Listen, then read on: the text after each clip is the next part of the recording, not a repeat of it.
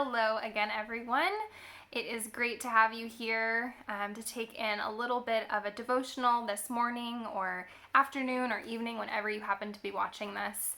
My first thought that I just wanted to say is if any of you out there are like me at this current moment in time and you're just feeling fatigued, we're going on about 2 months of this quarantine thing. And, I think that it's just important for me to let whoever is listening to this know that feeling tired and feeling exhausted and just feeling really overwhelmed by all of the nothingness that's happening is okay. And I feel you and I am praying for you. This time is tough. And I guess I just wanted to, first of all, encourage you with that it's tough and it's okay to admit that it's tough. We're all going through things right now that none of us probably ever thought we would.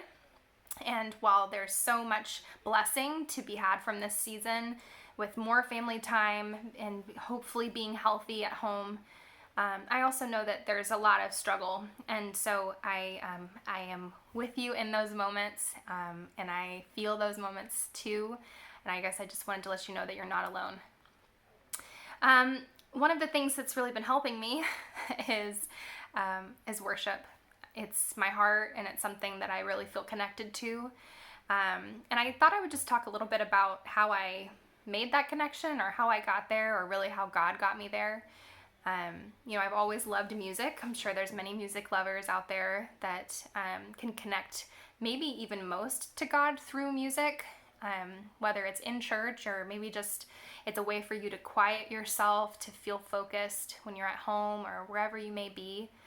But it wasn't until I was in high school, actually, that I really started to get more involved with church, and it felt like a natural connection to go into worship, and that was going to be the way that I would serve, just as somebody that really loved and appreciated music and had loved to sing and play piano for a long time. And so I was excited to do that and be able to serve the Lord with my gifts in that way. But worship is so much more than playing music, I soon found out.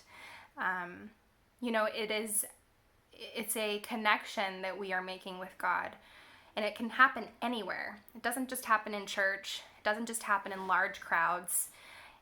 It can happen just in those quiet moments that we really focus ourselves on God. And it really is so much about pulling the attention off of what's going on with us and getting our eyes fixed on Jesus and fixed on his goodness and his faithfulness. And sometimes songs can really reflect that, and sometimes it can be repetitive. Sometimes you feel like you're singing the same thing over and over again, or other times, maybe the words are more complex, or the lyrics are just a little bit more poetic, or the melody is more complicated. But I think the important thing whenever we sing, whether it's together in church, which I am so praying happens soon, or if it's at home in our own homes, it is to not just think about singing, but to actually think about making that connection with God. And it's a prayer. It's a time that we are really saying those things to a living, breathing God. He really hears you. He really cares about what you're saying. The words are intentional and should be when we are singing them to him. That's why in seasons of my life, I've struggled with certain worship songs, where it says, I give my all to you, God, or, all I have is yours. Well, I'm a sinner, and there are times in my life where I didn't want to say that to God, or I was afraid to say that to God. But I think it's in that process of being honest that we can really continue to form that connection with God in a deeper way, where it's not just surface level, but you are actually presenting him with your worries, your fears, your dreams. He cares for those things because he cares for us. Unbelievably, when we are yet sinners, he died for us. And so that connection we have with him is really special.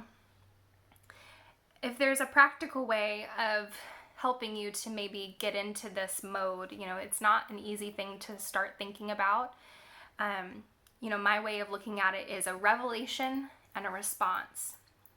In life, we learn something and it changes our behavior. When we're kids, we learn that the stove is hot, so we no longer want to touch the stove, hopefully. And it's similar with worship.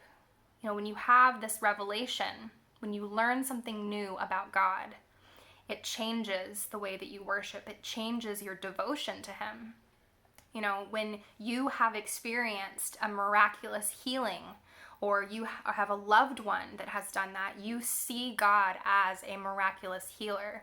And so when you worship Him and you sing songs about healing to Him, it matters more to you, and it will bring more of that connection into that worship space. If you, maybe you didn't have a loving father or a family that was really caring to you when you were younger, when you finally discover God's perfect fatherhood and His absolute love for you as His child, that changes the way you sing Good, Good Father. These songs that are pointing out God's deep love for us as His children. So I guess my little activity for you is to write down 5 things that God has done for you, that God is to you, that who you are today is the way that it is because of God.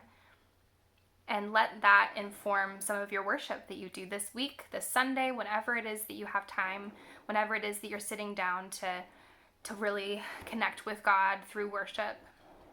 And I really am excited to hear about that, just because I think that each of us have different ways that God has worked through us or done something in our lives to bring more of His revelation, more of His glory.